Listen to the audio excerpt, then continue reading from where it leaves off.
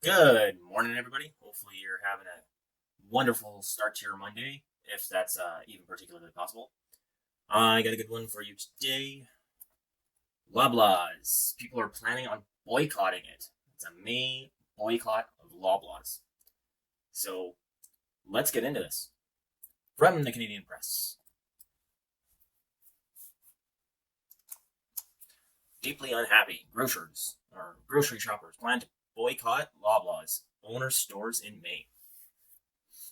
So I think this is a pretty good thing right here. I mean, this will change a lot of people's habits of always just going to Loblaws, and I can tell you, Loblaws is extremely expensive. Not expensive as the Metro. Metro just sucks, and its food isn't even like higher quality than Loblaws.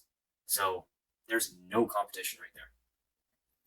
Though one thing I can tell you, like especially the Loblaws they show in this picture, I believe is most likely the one at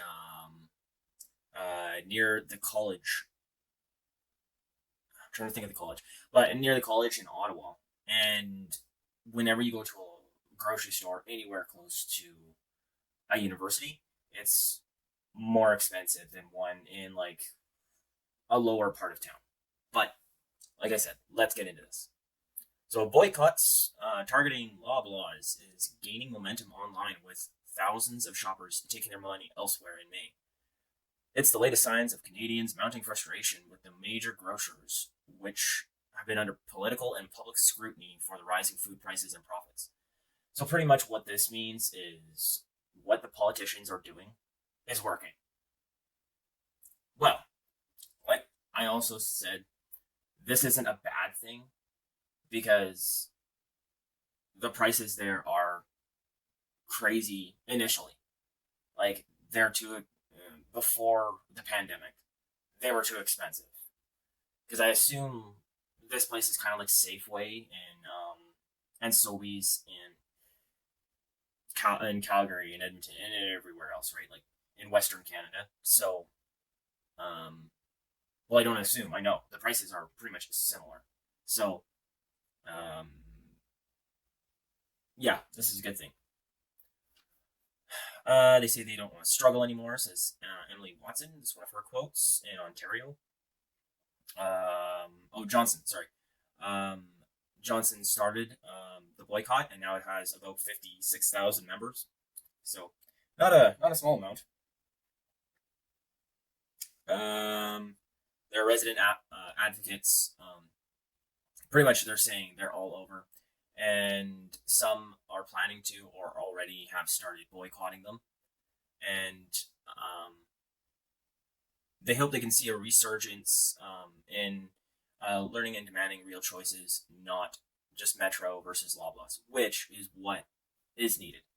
And as we go down in this article, they start to say like they are starting to go to smaller grocers, mom and pop shops, which is the way it has to go. And freaking awesome that they're doing this rather than going to the big grocers, even though in some places in more rural areas it's a lot harder because if you're like in a town and you don't have a vehicle, it's a little bit harder to go to all these places. Though what I'm hope or like go to any farms and whatnot. But a lot of times, if you look online and you're in a smaller town, a lot of farmers and stuff like that, they come in about, uh, let's say, once or twice a week and bring their food there. So you can look online and then see that and then see if there's delivery options and then compare prices, at least with some things.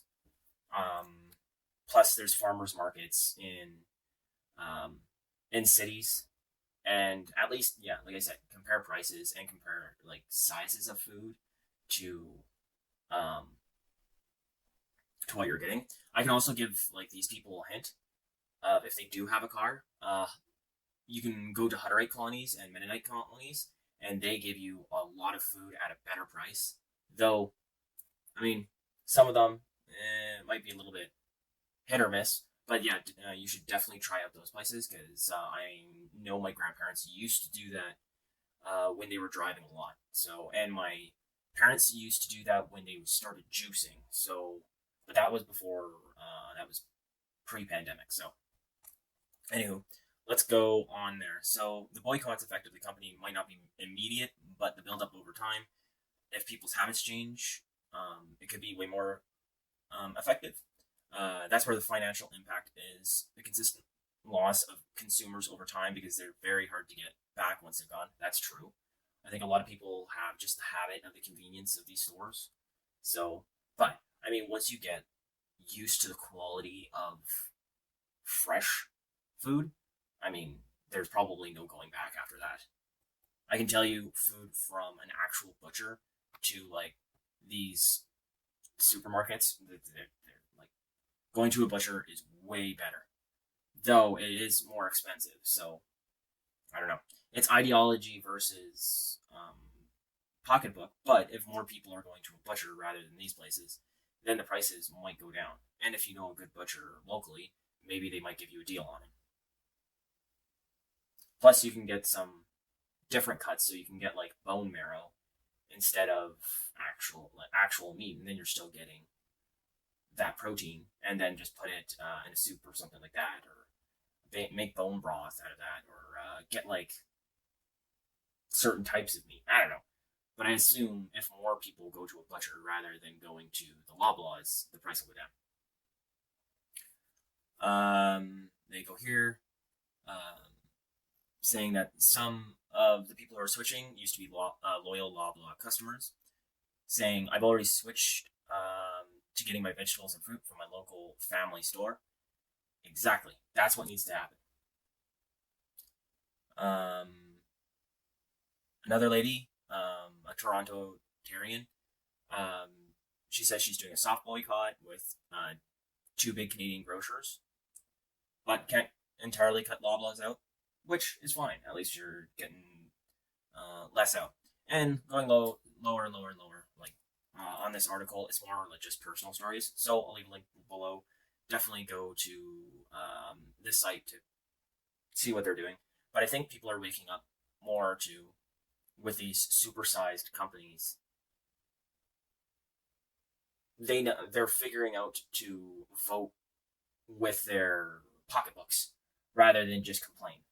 Though the way I'm saying is it's more the politicians and the taxes that they put on these companies is why the prices are going up so high. But, and, right, they're not boycotting these parties, and they're not protesting against, like they're not protesting these political parties when they just come out and say, oh, it's all the grocer's fault. They don't. People just accept that. They don't go out and say, no, it's your taxes. It's your taxes. They go, oh, okay, yeah. So it's the grocer's fault. Okay, that totally makes sense. Not the carbon tax, not the increase in capital gains tax, not like all these other taxes that they put in, right? But like I said, at least what this will do is this will make people go more to their local farmers, make people go to their local grocers, and not just the big guys. So, anyways, let me know if you like this video.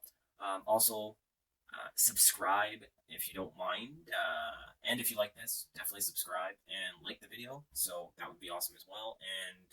And add me on Twitter because if you'd like to follow me, that's in the description below as well.